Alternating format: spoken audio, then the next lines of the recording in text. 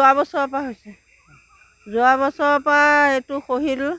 তেতিয়া তেওঁলোকে ক'লে বোলে আমি সকালি দিনত চেংচন কৰি পেলাই হেৰি কৰি দিম। তাৰপিছত 22 চনততো 22 কোটি টকা আহি গ'ল। সেইটো টকাও নাপাত্তা হ'ল।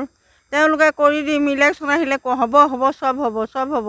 আজিলৈকে হোৱা নাই, এতিয়া খহি আছে। এইবিলাক ঘৰ দুৱাৰ অৱস্থা নাই। তেওঁলোকে ইলেকশ্যন আহিলে ভোটটো বিচাৰিবৰ কাৰণে তেওঁলোকে কাম কৰিম বুলি কয়, কিন্তু ইলেকশ্যন যোৱাৰ পিছত তেওঁলোক গাদীত বহাৰ পিছত একো কামেই নকৰে। এনেকুৱা অৱস্থাত কোন পৰিস্থিতিত কপিলি নদী এখন কেনেকৈ থাকিব মানুহ ইয়াত।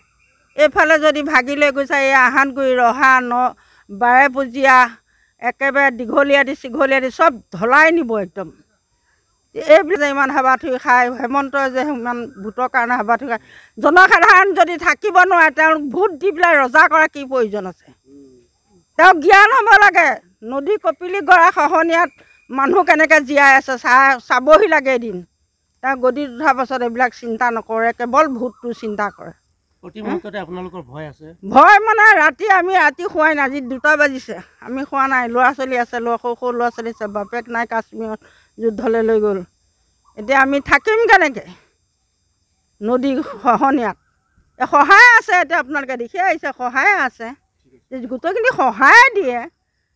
জনসাধাৰণ থাকিব ক'ত? ঘৰ দুৱাৰ ভাঙি চিঙি উটুৱাই লৈ মানুহ দুনুহ চব লৈ গুচি যাব। তেতিয়া তেওঁ আহিব।